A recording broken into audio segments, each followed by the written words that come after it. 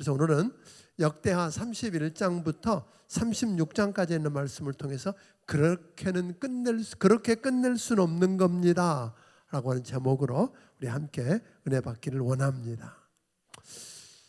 보면 히스기야가 아주 악한 왕 아하스 뒤를 이어서 왕이 된 후에 닫힌 성전 문을 열고 성전을 정화해서 성결케 하고 꺼진 등불을 다시 켜고 예배를 회복하는 일들을 하게 됩니다. 그리고 북쪽 이스라엘에 남아있던 자들에게까지 연락해서 그동안 잊혀져 있던 그 유월절을 모든 유다 백성과 함께 유월절 예배를 드리게 되는데, 그 예배 드리는 자들이 얼마나 좋았던지 큰 기쁨 가운데 한 주를 더 드리자입니다. 한 주를 더 드리자고 그래가지고 연장해서 예배를 드리는 일이 생겨났습니다. 이렇게 유월절 예배를 드린 것은 출애굽할 때 처음 마음으로 돌아가서 하나님 앞에서 다시 시작하겠다고 하는 어떤 마음의 표현으로 되었던 것 같습니다. 예배 후에 제사장과 레위인들은 일어나서 백성들을 축복하고 각기 성읍으로 돌려보냅니다. 그런데 정말 오랜만에 하나님의 성전에 나와서 예배를 드리고 유월절 예배를 통해서 하나님을 만나고 주신 은혜를 체험하고, 그리고 하나님 말씀을 깨달은 백성들이 자기 성읍으로 돌아가면서 그냥 돌아가지 않아요. 유다 지역뿐 아니라 이스라엘 지역을 아주 자발적으로 돌아다니면서 우상을 다 깨트려 부수고 산당과 제단을 허물고 제거해 버렸습니다. 그러니까 하나님의 말씀을 깨닫고 은혜 받은 백성들은 가나안 땅을 다시 하나님이 함께 하실 수 있는 하나님의 땅으로 만들기로 결정한 겁니다. 그러니까 누가 선동을 했다든지 누가 시켜서 한 일이 아닙니다. 왕이나 선지자가 주도한 것도 아닙니다.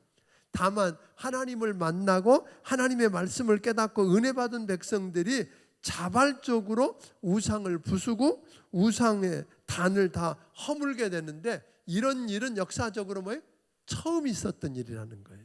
그러니까 신앙개혁과 부흥운동이라고 하는 건 누군가 시켜서 하거나 조직에 의해서 이끌려서 하는 게 아니고, 먼저 은혜 받고 하나님을 만난 자들이 자발적으로 참여해서 이루어가는 것이 되어야 진짜 개혁이 될 수 있다 하는 것을 우리에게 보게 됩니다. 그런데 히스기야는 이런 놀라운 일이 한 번의 이벤트적인 행사로 되어서는 안 되고 계속되었으면 참 좋겠다 하는 마음을 히스기야 왕이 품게 되는 거죠.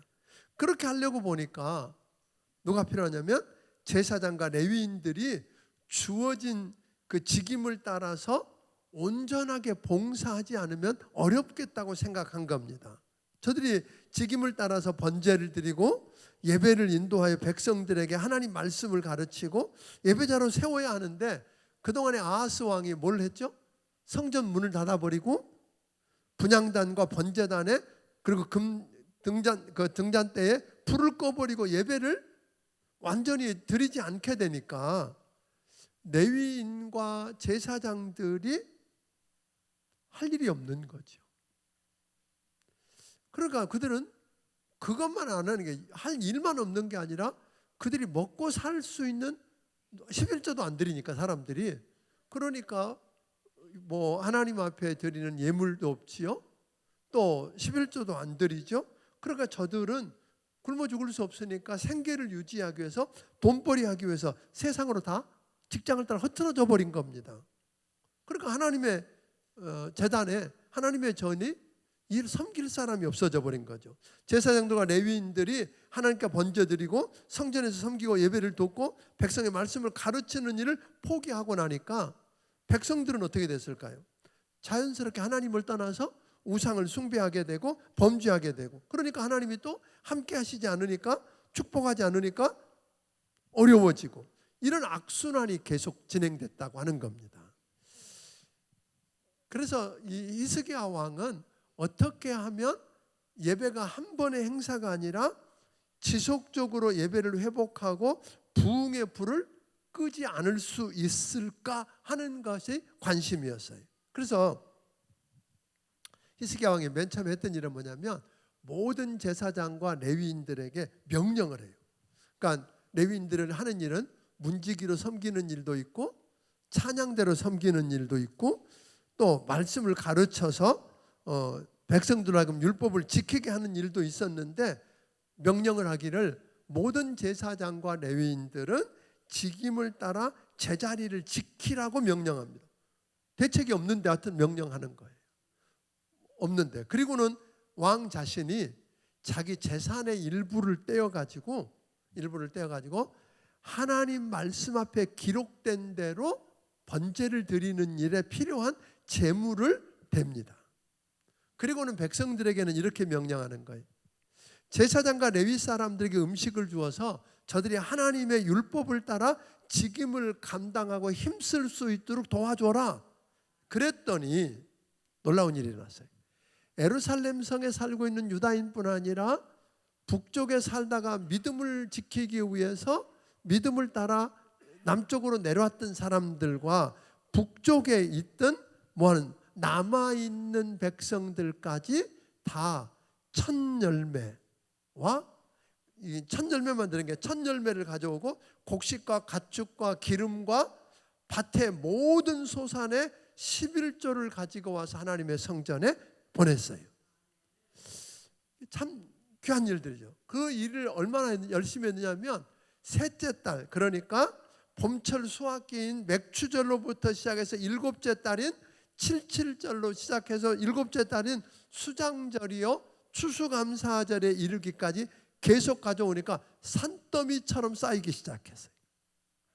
그래서 그걸 가지고 성전을 보수하고 성전을 관리하는 데 쓰고 제사장과 레위인들, 예루살렘뿐 아니라 지방 성읍에 있는 제사장과 레위인 가족들, 그러니까 문지기와 찬양대와 말씀을 가르치는 사람들을 그 가족들의 필요를 다 채우고도 남을 만큼 넘쳤다, 그런 거죠. 그러니까 여기서 우리가 하나 보게 되는 게 있습니다. 우리는 그러거든요. 이게 악순환이에요. 그러니까 백성들이 온전하게 11조를 드리고 첫 열매를 드리고 그렇게 해서 하나님의 종들을 다른 걱정 안 하고 하나님의 사역에만 열심히 있도록 도와주면 이들이 말씀을 가르치고 그 안에 부흥의 불을 일으키고 그러면 또 하나님은 여기를 축복하시고 이렇게 되는데 그게 안 되면 악순환으로 또 계속된다는 거죠. 그러니까 어려우니까 하고 11조 안 드리니까 제사장이나 레위인들이 일 못하니까 자기 개인 일하러 가버리고 그러면 말씀을 가르치고 예배를 드리지 않으니까 하나님 축복하시지 않으니까 어려워지고 이런 악순환을 경험할 수 있게 되더라 하는 것입니다. 그러니까 모든 하나님의 백성들이 하나님께서 주신 첫 열매와 헌물 그리고 11조를 온전히 드려서 헌신하면 하나님의 성전에 필요한 것과 하나님의 종들의 생계를 걱정하지 않고 사역에만 전념하고 하나님께 예배드리고 백성을 말씀으로 가르쳐서 부흥의 불을 일으킴으로 하나님이 함께해서 결국은 하나님이 온 백성 가운데 뭐하게 한다? 축복하게 하시더라는 거죠. 그런 역사를 오늘 여러분들이 다 경험할 수 있게 되기를 주의 이름으로 축원합니다. 그러니까 우리가 생각할 때는 그런 거죠. 헌물을 드리고 첫 열매를 드리고 11조를 드리는 건 마치 잃어버리는 것처럼 남을 위하는 것처럼인데 그게 아니라 결국은 그게 누구에게 왔어요? 하나님의 축복으로 온 백성이 축복을 받는 길로 돌아오더라 하는 것입니다. 저는 오늘 이 말씀은 오늘 이 시대에도 동일하게 적용될 수 있는 말씀이라고 믿습니다. 그래서 한번 여러분들이 그렇게 해봤으면 좋겠어요. 아까 좀 과소하는 우리 권사님 한 분이 첫 열매라고 사과를 가지고 왔어요. 여러 사람과 함께 나누었는데 오늘 보면 그렇습니다. 이렇게 그게 믿음의 표현이라는 거예요. 그게 드렸기 때문에 어떠냐? 믿음의 표현이죠. 하나님 말씀대로 한번 내가 믿음의 표현을 하고 11조도 하나님의 명령이니까 하나님이 그렇게 하면 이렇게 하신다고 하는 걸 믿고 믿음으로 했을 때 오는 축복, 그 풍성함을 여러분 모두가 다 체험해 보기를 주의 이름으로 축원합니다. 또 히스기야는 계속해서 레위인들 중에서 하나님의 사람들을 세워가지고 하나님의 백성들이 바친 첫 열매와 11조와 헌물을 창고에 보관하게 하고 관리하고 나누는 일을 제대로 하게 합니다. 그러니까 드리는 걸로 끝나는 게 아니라 그걸 드린 것을 뭐예요? 잘 관리해서 적절하게 쓰여지도록 하는, 올바로 쓰여지게까지 했다고 하는 겁니다. 자, 이러면서 히스기야는 이 일을 하되 하나님 보시기에 선과 정의와 진실함으로 행하게 되고, 히스기야가 행했던 일, 즉 하나님 전에서 수종드는 일이나 율법이나 계명이나 하나님을 찾고 한 마음으로 행했더니 하나님이 그를 뭐 하셨다? 형통하게 하셨다. 그러니까 히스기야는 말씀대로 살아보고 하나님 말씀대로 살고, 하나님은 뭐예요? 히스기야를 책임져 주고, 이게 인생이죠. 저는 여러분들에게 좀 부탁을 이렇게 드리고 싶어요. 내가 내 인생 책임지고 사는 것보다 누가 책임져 주는 게 나아요? 정말이세요? 그러니까 나는 말씀대로 말씀을 품고 말씀 앞에 순종하고 말씀대로 살아보고, 그러면 그렇게 사는 우리를 누가 책임져 주고, 하나님이 돌보시고 책임져 주셔서 하나님이 형통케 해주시고, 이런 삶을 여러분이 경험하고 살게 되기를 주의 이름으로 축원합니다. 그러니까 이제 하나님의 사람이 형통하는 비결은 다른 거 아니에요. 히스기야를 통해서 보고 우리가 왕들의 이야기를 쭉 들으면서 보니까 다른 게 아니었어요. 결국 하나님을 찾는 거라. 하나님의 말씀을 붙들고 순종하고 하나님을 찾고 하나님을 예배하면 뭐였어요? 다른 사람을 예배하게 도우면 누가 책임지더라? 하나님이 책임지셔서 형통하게 하시더라 하는 겁니다. 32장. 히스기야는 하나님의 백성인 유다는 오직 하나님의 복으로만 잘 살 수 있다. 하나님의 백성에게 하나님의 복이 임하려고 하면 영적 부흥의 불이 붙어야 한다 하는 걸 히스기야는 알았어요. 그러니까 아하스 왕 때 다 성전 문도 닫고 불을 다 꺼버린 것을 뭐예요? 꺼져버린 것을, 영적으로 거의 죽은 상태에 있던 그들에게 부흥의 불을 붙이는 일에 전념했어요. 그러니까 사실은 거의 죽었고 부채만 안고 물려받은 그 나라, 다른 걸로 하지 않고 하나님의 부흥의 불을 일으켜서 하나님이 주신 축복으로 회복한 사람이 누구예요? 히스기야라는 거예요. 자, 그렇다 그러면 우리도 다르지 않다는 거예요. 지난번에 다윗 이야기를 할 때 그는 뭐 특별하게 대단하지 않다 그랬어요. 나이키 신발 아니고 짝퉁 나이스 같은 사람이지만 뭐하면 하나님 말씀을 붙들고 그 말씀대로 순종하고 하나님을 찾고 하나님을 구하고 그렇게 살았더니 하나님이 뭘로 해? 나이스 신고 1등하게 만들더라 이거예요. 나이키 신발 신은 사람보다 더 빨리 달려서 결국은 1등하게 하는 분이 누구라? 하나님이시더라. 그래서 그가 성전문을 열고 성결하게 하고 예배를 회복하고, 뿐만 아니라 유월절 예배를 회복하고 이런 일들을 쭉 했죠. 그래서 나중에 뭐까지 했어요? 직임을 따라서 섬기도록 하고, 온 백성들은 11조와 첫 열매와 헌물을 함으로써 부흥의 불이 한 번만이 아니라 뭐예요? 계속 타오르도록 만드는 일을 했다. 이렇게 했습니다. 자, 히스기야 왕이 부흥의 불을 일으키고 하나님을 성실하게 섬겼는데 오늘 2절에 이렇게 나오거든요. 이 모든 일을 한 후에, 그러니까 이사야서에 보면 히스기야가 즉위한 지 14년이 될 때예요. BC 701년쯤 되는 때인데 이 모든 일, 아까 이 모든 일이 아까 설명했던 뭐예요? 성전을 성결케 하고 예배를 회복하고 유월절을 회복하고, 오늘 이런 일들을 다 충성되게 다 행한 후에 18만 5천 명의 아수르의 대군이 뭐하러 왔다? 유다를 멸망시키려고, 아니면 항복하게 해서 속국으로 만들려고 쳐들어왔다. 이미 아수르가 북이스라엘도 멸망시켰고 아람도 멸망시켰고 블레셋도 멸망시켰고 뭐만 남으세요? 유다만 남아있는 거예요. 조그만한. 그런데 멸망시키 18만 5천 명을 가지고 왔어요. 그러니까 이제 이해가 안 되는 거. 아까도 제가 낮에도 이야기했는데 전 이게 이해가 안 되잖아요. 하나님 말씀대로 충성스럽게 다 했으면 아수르를 딱 막아서 공격 못하게 해야지 왜 하게 하냐고. 여러분 그런 안타까움을 경험해봤어요, 안 했어요? 모처럼 내가 11조도 제대로 하고 예배도 제대로 드리고 기도 생활 잘 하는데 문제가 생겨서 삶의 둥지가 막 흔들려. 그러면 뭐 좀 잘못된 거 아니에요? 하나님 뭐 하세요? 이렇게 해야 되는 거죠. 하나님 뭐 하세요? 그런데 우리가 이렇게 히스기야는 보니까 하나님을 원망하고 왜 이러시냐고 그러지 않았어요. 지금은 이해가 안 되지만 하나님 우리를 더 존귀한 작품으로 만들기 위해서 합력해서 선을 이루어 가실 거라고 하는 믿음이 있었다는 말이에요. 원망하는 대신에 축복의 시기는 내외적으로 아무 문제가 없고 위기가 없는 시대가 아니라 그 위기와 문제를 겪어도 더 큰 하나님의 축복을 받고 더 큰 일이 나를 통해서 이루어지는 걸 경험하게 하시는 하나님을 보게 된다는 거죠. 그러니까 이제 만약에 그렇게 안 살았으면 히스기야는 어떻게 해요? 한 방에 무너졌죠. 한 방에 무너졌습니다. 한 방에 무너졌을 텐데 오히려 그런 영적인 준비가 되어 있으니까 그런 위기 앞에서 무너지지 않고 결국은 18만 5천 명을 다 하나님이 천사를 보내서 죽이게 하는 것을 통해서 그냥 성공이 아니라 주변에 있는 모든 나라가 우와 그러고 그를 높이고 존귀 여기고 저 나라에는 뭐가 있다 그러고 함부로 건드리지 못하는 일들이 일어났다는 거예요.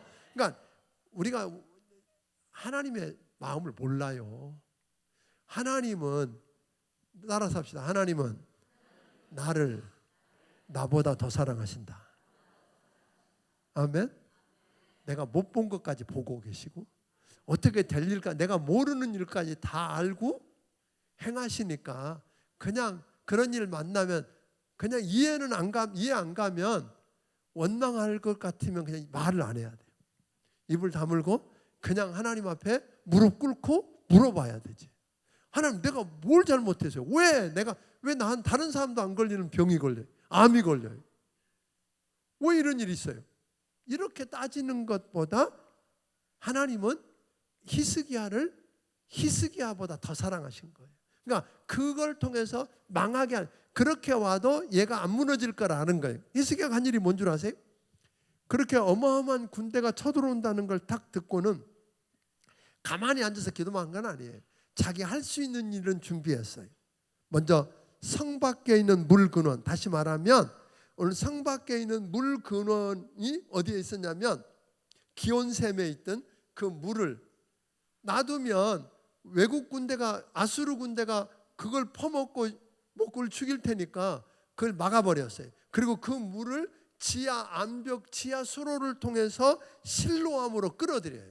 그게 이제 히스기야의 대단한 업적인데 끌어들이고 그냥 히스기야 생각은 그랬던 것 같아요. 저 어마어마한 군대를 내가 못 쳐도 하여튼 쉽게 안 무너지고 물 때문에 견디고 있으면 하나님이 어떻게든지 일하실 거다.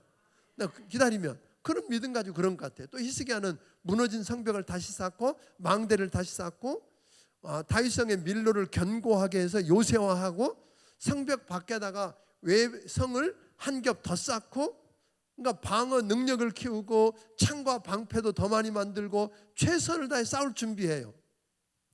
그리고 군대 사람들을 소집해서 군대에 편입시키고 그러나 히스기야는 이걸로 저들 이긴다 생각한 거 아니에요. 그거 그들 못 당해낸다는 건 알지만 자기가 할 수 있는 준비를 하고 백성들에게 이렇게 설교를 해요. 백성들이 이렇게 준비합니다.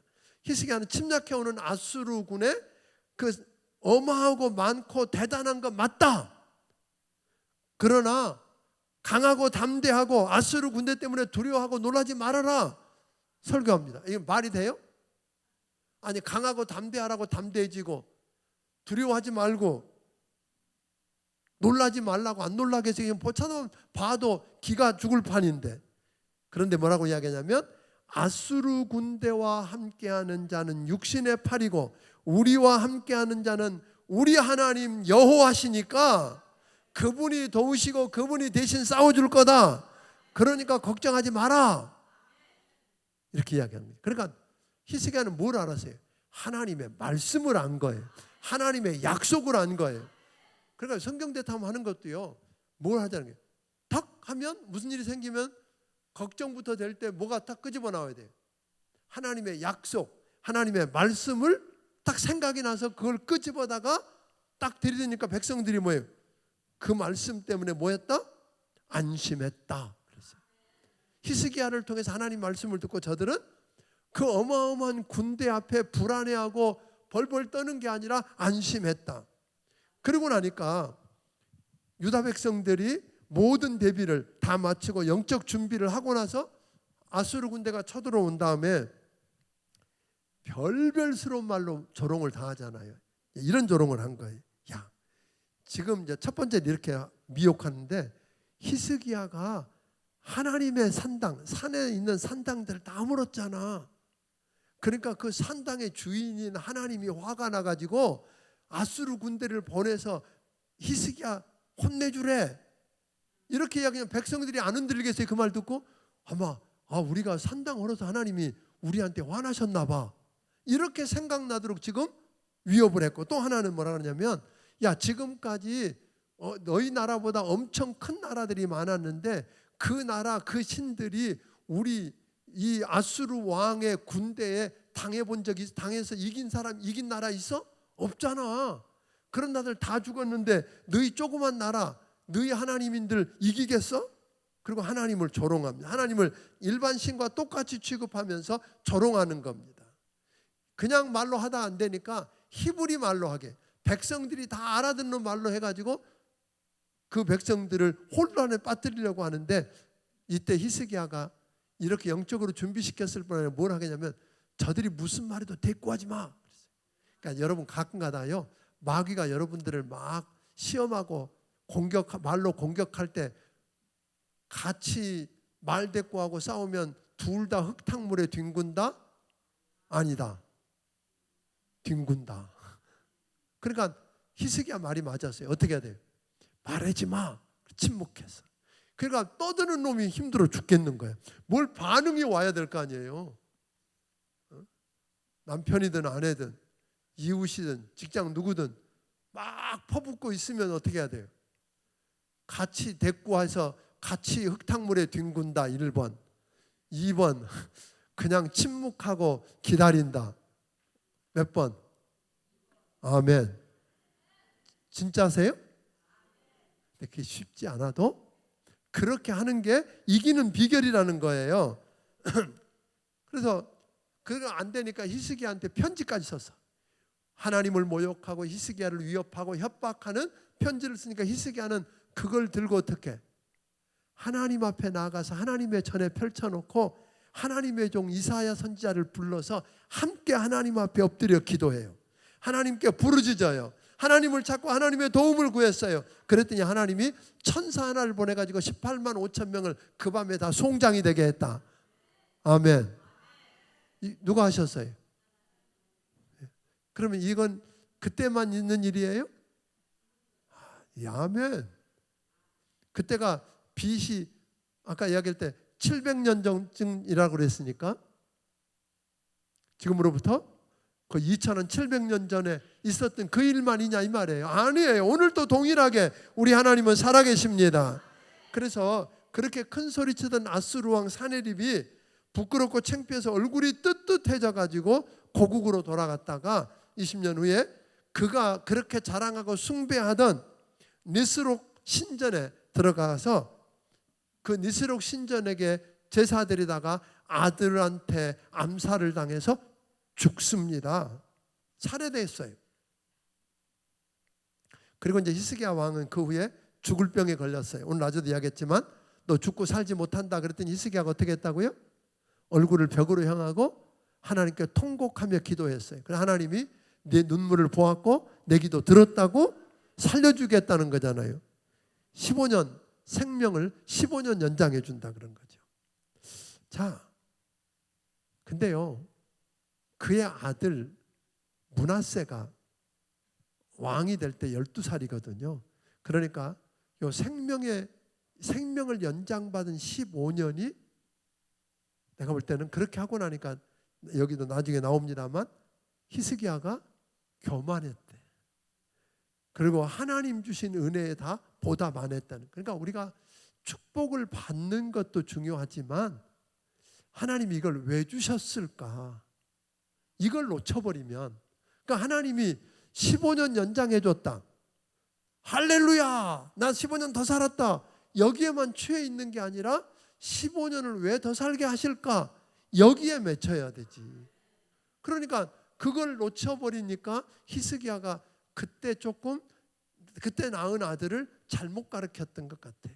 그게 이제 나중에 문제가 옵니다만, 어떻든 이러고 난 다음에 뭐 주변에 있는 나라들이 난리가 났잖아요. 주변에 있는 나라들이 막 히스기야를 높이고 막 보물도 갖다 주고, 그러니까 얼마나 하나님의 축복을 많이 받았는지 거기 보니까 뭐 금, 은, 향품, 보석들 창고를 새로 세우고, 곡식과 곡물과 포도주를 쌓아둘 창고를 또 세우고, 온갖 짐승들이 머무를 외양간을 또 세우고, 성읍들을 또 만들고, 뭐 심이 많은 재산을, 너무 많은 축복을 받아가지고 어쩔 줄을 몰라해.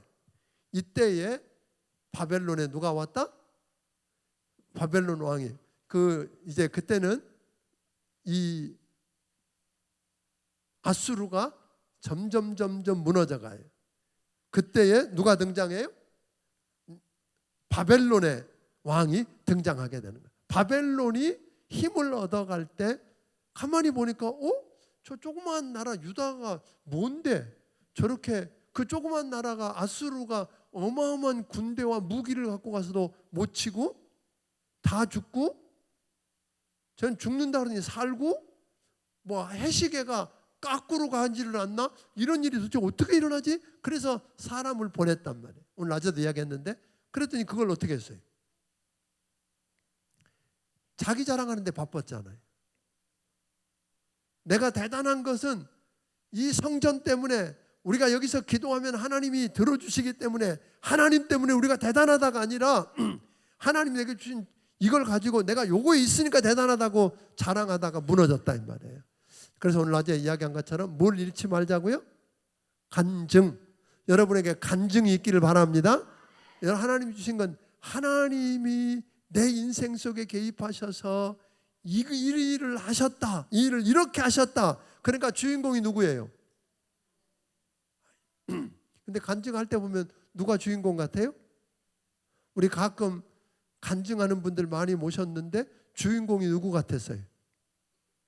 간증하는 사람 같아서. 이렇게 감추기는 감췄어. 이렇게 하나님이 하셨다 그러는데 말하는 거 가만히 듣다 보니까 누구 같아? 간증이 지가 주인공 같고, 하나님은 조연 같아. 그 사람 도와주는 사람 같아. 아니요, 하나님이 주인공이요. 하나님이, 그러니까 여러분의 삶 속에 오늘 낮에 얘기한 것처럼 간증이 있고, 그 간증을 담대하게 전해서 그 일을 행하신 하나님을 높이기를 주의 이름으로 축원합니다. 그 일들이 좀 있었으면 좋겠다 이 말이에요. 자, 이렇게 해서 결국은 히스기야가 죽습니다. 히스기야가 죽고 났더니 사람들이 히스기야를 얼마나 존경했는지, 조상들 왕들의 묘실 중에 제일 높은 곳에다가 히스기야를 장사 지냈대. 그리고 경의를 표하고 애통했대. 어떤 왕은 아무도 아끼는 자 없이 죽었다. 기억나세요? 우리가 죽으면 어떻게 될까요? 아직 죽는 거 생각 안 하죠? 그런데 우리도 죽습니다. 뭐 듣기 싫어도 조금 빨리 가고 나중 갈 뿐이지. 죽을 텐데 죽은 다음에 아무도 아끼는 자 없이 죽었더라. 이런 사람 있는가 하면, 왕이니까 당연히 왕실의 묘실에 들어가야 되는데 거기도 못 들어가고 묻힌 사람이 있고, 어떤 사람은 너무 안타까워하고 존경해서 그 중에서도 제일 높은 곳에다가 장사 지내려고 하는 사람. 그래서 히스기야는 이렇게 멋지게 하다가 갔습니다. 33장. 죄송합니다. 이 히스기야에 의해서 므낫세가 12살의 왕이 되어 가지고 가장 오랫동안 왕 노릇했어요. 55년 동안 다스려요. 그런데 아이러니는 가장 훌륭한 신앙의 아버지요 성공한 왕인 아버지 히스기야를 본받아서 그 길로 간 게 아니라 악한 왕, 그래서 모든 걸 다 잃어버리고 무너뜨렸던 할아버지 아하스의 길로 갔다는 거예요. 이게 웬일이죠? 그래서 하나님의 진노를 사가지고 내리막길로 다른박질하게 한 악한 왕이 누구다? 므낫세다. 이 므낫세 왕은 하나님 보시기에 많은 악을 행했는데 그 죄악 가운데서 어떻게 했냐면 하나님이 죄 때문에 하나님의 백성들 앞에서 쫓아낸 가나안 사람들의 죄보다 더 악했다고 그러는 거예요. 아버지 히스기야가 허물어버렸던 산당과 제단을 다시 세웠어요. 가나안 족속의 우상들을 만들어서 숭배했어요. 바알과 아세라와 하늘의 별들을 숭배했어요. 하나님의 성전인 예루살렘 성전 마당에다가 1월 성신을 위한 제단을 쌓고 여호와의 제단에 우상의 잔들을 쌓았대요. 흰놈의 골짜기에 몰렉신에게 자기 아들들을 불 가운데 바쳐서 지나가게 하고 점치고 사술과 요술을 행하고 신접한 자와 박수를 더 신임하고 악을 행했답니다. 이러니 하나님이 화 안 나시겠어요? 안 나시겠어요? 그래도 하나님께서요, 이 므낫세는 자기만 그런 게 아니라 예루살렘 주민과 이스라엘 자손을 꾀가지고 하나님 앞에서 자기만 범한 게 아니라 악을 행하게 만들었어요. 그러니까 하나님께서 어떻게 하셨을까요? 하나님의 사람들을 보냈어요. 선지자들을 보내가지고 경고해요. 하나님 말씀으로. 근데 그는 무시하고 듣지 않아요. 이게 중요한 거예요. 잘못 갈 수 있는데 잘못 갈 때 경고할 때 말씀이 들려지면 아멘 하고 무릎 딱 꿇고 엎드리면 살 길이 있다는 거예요. 근데 므낫세가 안 들어요. 안 들으니까 하나님께서 어떻게 했어요? 결국에 아수르 군대를 보내갖고 예루살렘을 치고 이 므낫세 왕을 사로잡아서 쇠사슬로 묶어가지고 바벨론으로 끌고 가버려요. 그는 온갖 고통과 환난 속에서 그래도 그 할아버지 아하스는 끝까지 안 돌이키고 회개 안 하고 망했잖아요. 그런데 그 어려움 속에서 이 므낫세는 그 어려움 가운데서 뭘 했어요? 하나님 앞에 무릎을 꿇어요. 그러면 그렇게 못된 짓은 못된 짓 다 하고 악한 일은 악한 일 다 했던 므낫세를 하나님 용서할까요? 안 할까요? 그렇게 나쁜 일을 했는데요.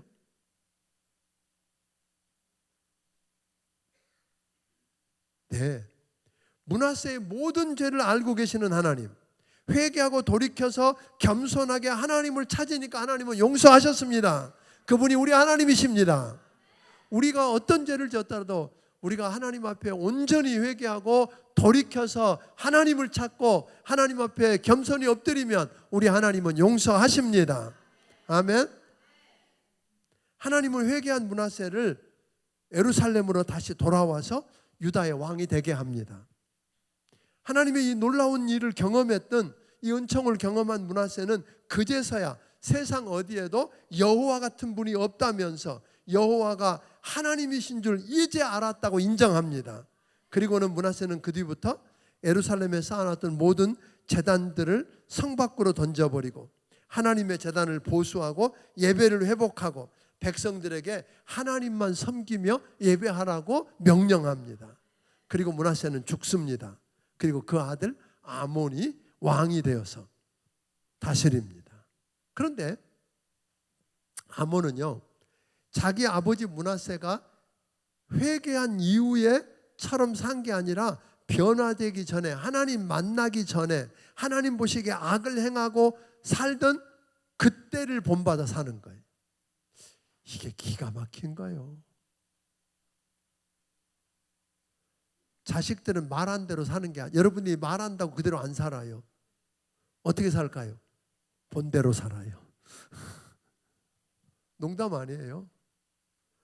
여러분이 자녀들에게 뭐라고 가르치고 한 것대로 산 게 아니라 뭐대로 산다? 본대로 사는 거예요. 그러니까 하나님의 말씀을 가르쳐야 되고 말씀을 가르치면서 여러분들 그대로 살려고 몸부림을 쳐야 돼요. 잘못했을 때 아이들에게 잘못했다고 이야기해야 돼요. 내가 이건 잘못했다. 이렇게 살면 망한다. 아이가 가르쳐서 함께 가도록 함께 몸부림을 쳐야 되는데 어떻든 이 므낫세의 아들 아몬은 므낫세가 잘못 살던 그대의 모습대로 그대로 살아요.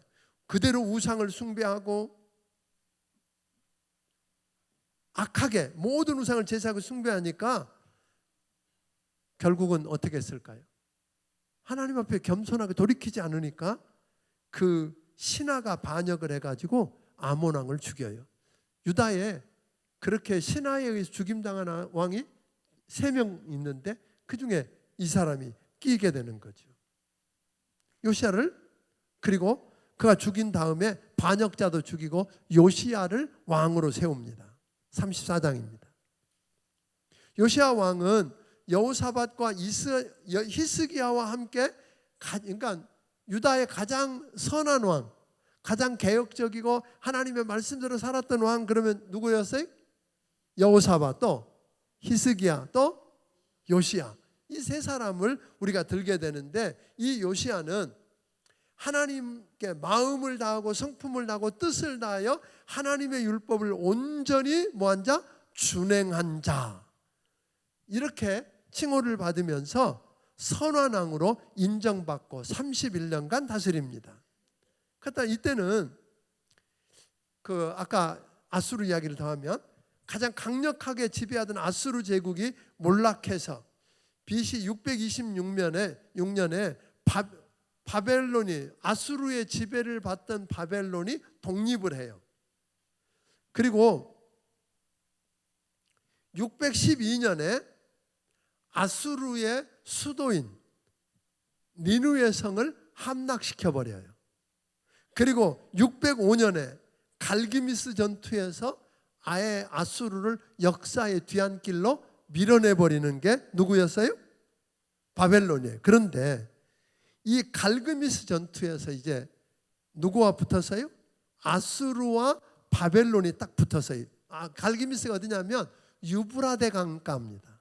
유브라데에 있는 그 강에 갈기미스에서 지금 이제 역사의 전환을 이루는 소위 아수르 제국과 신흥 바벨론 제국이 붙으니까 그때 막 힘을 키우던 애굽의 바로의 이름 중에 느고라고 하는 왕이 있었어요. 애굽의 왕 느고, 바로 느고가 지금 막 일어나고 있는 누구를 견제하려고 바벨론을 견제하지 않으면 안 될까 견제하기 위해서 아수르를 도우려고 군사를 이끌고 갈그미스로 가고 있는 거예요. 그런데 이런 상황 속에서 지금 이제 요시야가 등장하는데 요시야는 하나님 보시기에 어떻게 했다 그랬어요? 정직하게 행하고 다윗의 길로 가면서 좌로나 우로나 치우치지 않았던 왕, 대단한 왕이죠. 그러니까 요시야는 왕이 된 지 8년에 뭘 했느냐면 그러니까 18살에 왕이 됐으니까 16세 때 하나님을 비로소 찾았대요. 그리고 왕이 된 지 12년 그러니까 20세 때 예루살렘을 정결케 하면서 산당과 아세라 목상과 모든 우상을 제거하고 바알 제단을 헐어버리고 태양상을 찍고 부어 만든 우상을 빻아버리고 제사던 자들의 무덤에 뿌리고 그 제사장들의 뼈를 다시 불살라버리는 이런 일들을 하게 됩니다. 그리고는 그것도 다 안 돼서 왕이 직접 나서서 유다와 예루살렘뿐 아니라 그 당시에는 아수르 주로 편입되어 있던 북이스라엘, 아까 지금 힘의 공백기가 생겼잖아요. 그러니까 그때에 북이스라엘까지 올라가서 모든 산당을 다 헐어버리고 우상을 제거하고 예루살렘으로 돌아와요. 즉위 18년에 그러니까 26살 됐을 때 BC 622년이 되는데 예루살렘 성전 보수 작업을 하다가 hil기야 제사장을 통해서 보수 작업을 하는 과정 속에서 뭘 발견하냐면 하나님의 모세의 율법, 하나님의 말씀을 성경책을 발견한 거예요. 그래서 사반을 통해서 왕에게 읽어주니까 왕이 자기 옷을 찢어요. 애통합니다. 왜냐하면 그 글을 읽다 보니까 뭐가 들었어요? 우리가 하나님을 버리고 우상을 숭배하고 범죄해서 이제 선을 넘어서 하나님 뭐 하기로 했다?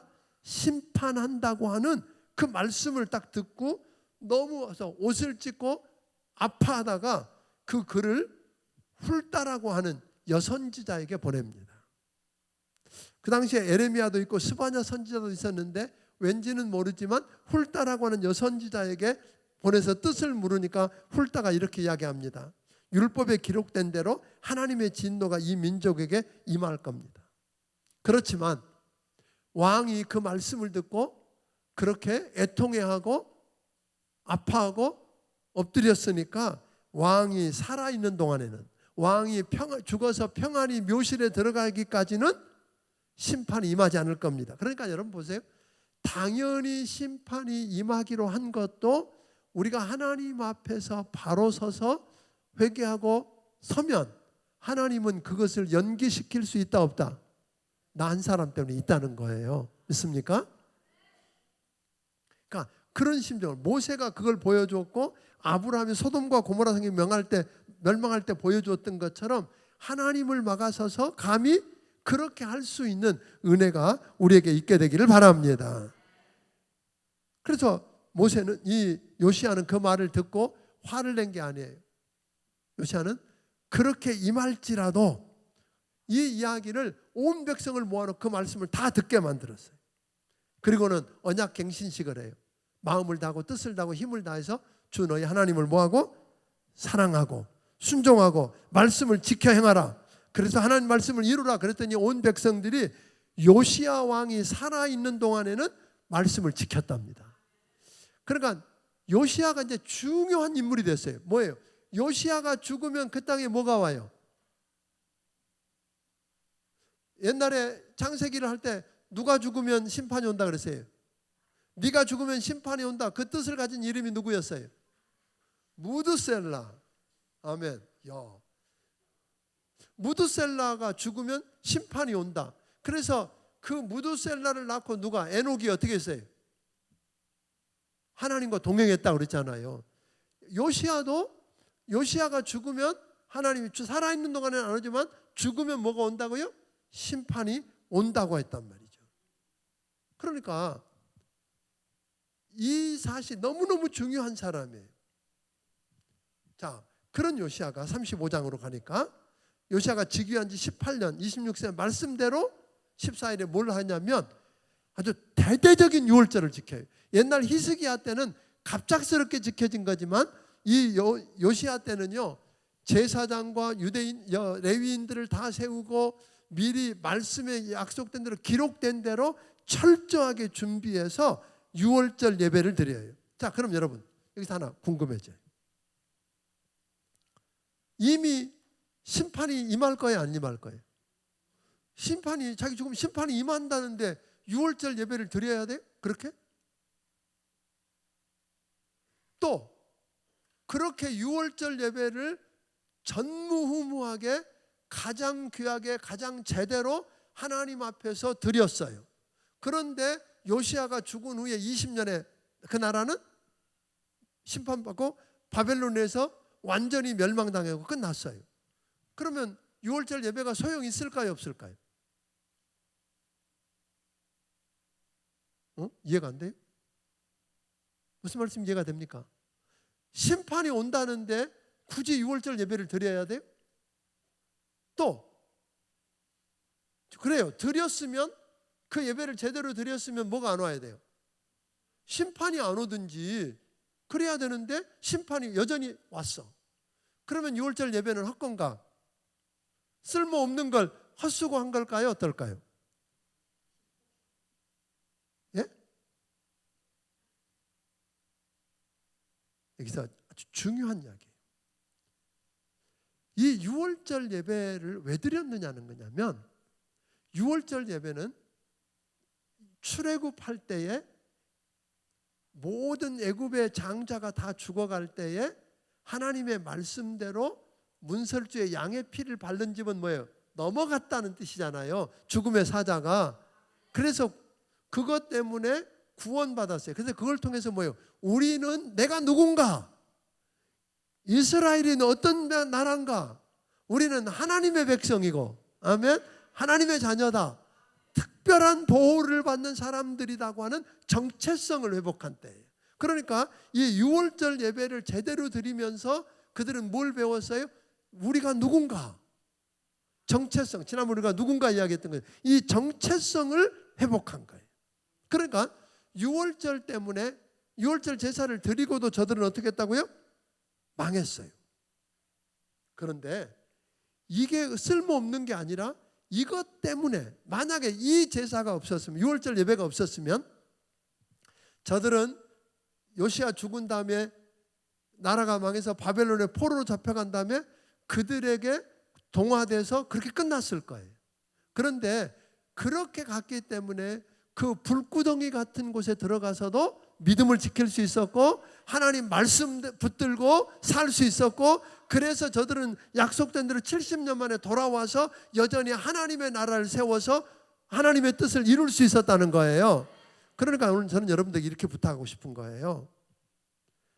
여러분에게 어떤 환난이 오고 어떤 긴박하고 난리가 나도 은혜 받을 수 있는 기회가 오면 놓치지 않게 되기를 주의 이름으로 축원합니다.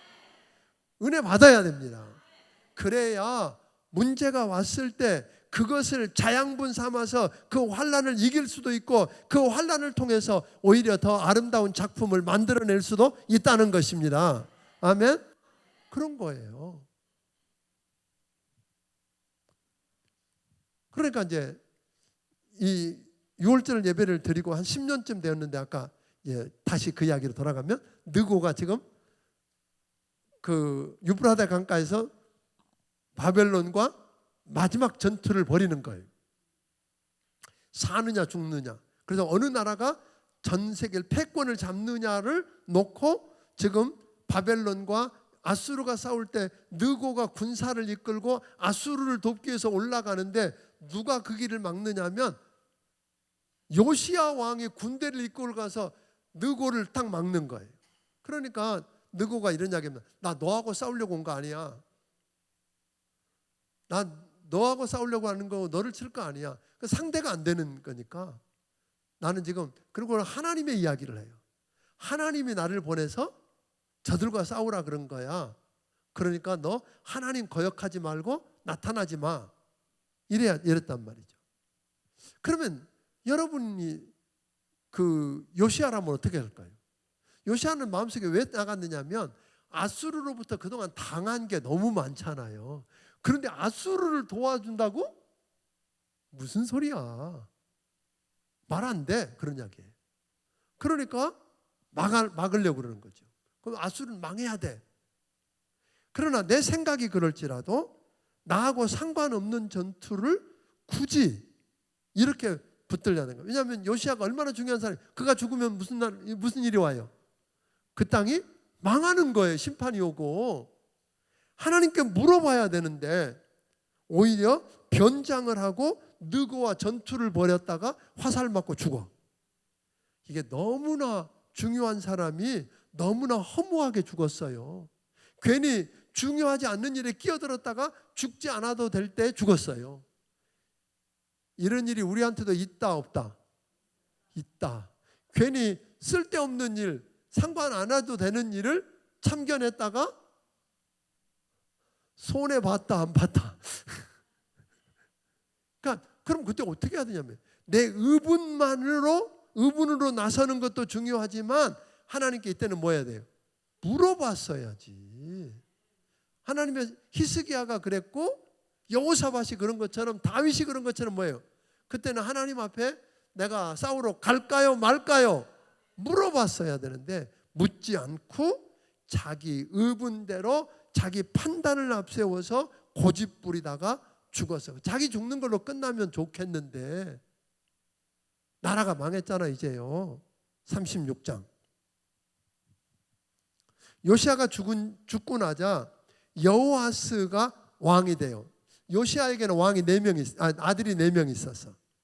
첫째 아들이 요하난이고, 그런데 요하난은 일체 언급이 없는 걸 보니까 일찍 죽었는지 왕 자격이 없는지 모르지만 하여튼 언급이 없어요. 둘째가 여호야김이고 셋째가 시드기야고 넷째가 여호아스예요. 그러니까 사람들이 요시야가 죽고 나니까 누구를 왕 세웠어요? 막내가 좀 똑똑했는지 막내를 왕으로 세웠어. 그런데 이 똑똑하겠다고 세워놓은 여호아스는 헛똑똑이라. 그 왕으로 세웠으면 아버지 죽었으니까 이때 어떻게 해야 돼요? 하나님 앞에 겸손하게 엎드려서 도움을 구하고 하나님을 찾아야 되는데 정치적 게임을 해요. 그러다가 그 갈그미스 전투에서 누구를 싸우러 갔던 누가? 애굽의 바로 느고가 쳐들어와서 3개월 만에 여호아스를 왕위에서 패하고 애굽으로 끌고 가버려요. 그리고는 여호야김을 왕으로 세우면서 이름을 바꿔요. 엘리야김이라고 이름을 바꿔놓고는 엄청난 조공을 바쳐요. 그 패전 대가로 돈을 물게 해요. 은 100달란트에 금 1달란트. 망한 나라가 뭐가 있겠어요? 그걸 바치게 하면서 이 엘리야김은 11년 동안 다스리는데 이게 참 기가 막히네. 하나님 보시기에 악을 행하고 하나님을 찾지도 않고 머리를 굴려요. 그러니까 이제 보세요. 갈그미스 전투에서 아수르가 패하고 애굽도 패하고 나니까 이제는 이 나라는 어디로 들어가야 됐어? 아수르에 의해서 엘리야김이 왕으로 세워졌지만 지금은 소속이 어디로 바뀌었어요? 바벨론으로 바뀐 거. 바벨론 말을 들어야 되는데 엘리야김이 계속 뭐예요? 저울질하는 거예요. 그래서 애굽에 붙었다가 이러다가 바벨론이 화가 나니까 와가지고 엘리야김을 잡아서 쇠사슬에 묶어가지고 바벨론으로 끌고 가버려요. 엘리야김이 죽고 나니까 그 아들 누가 왔어요? 여호야긴이 왕이 돼요. 그는 석 달 열흘, 100일 동안 다스리는데 그 100일 동안 다스리면서도 여호와 보시기에 악을 행했다. 그러니까 그 사람의 앞날은 뻔하지요. 그 석 달 동안 행하다가 악을 행하니까 하나님 뭐예요? 자기도 살고 백성도 살릴 수 있는 기회인데 바벨론이 와서 어떻게 해요? 끌고 가버려요.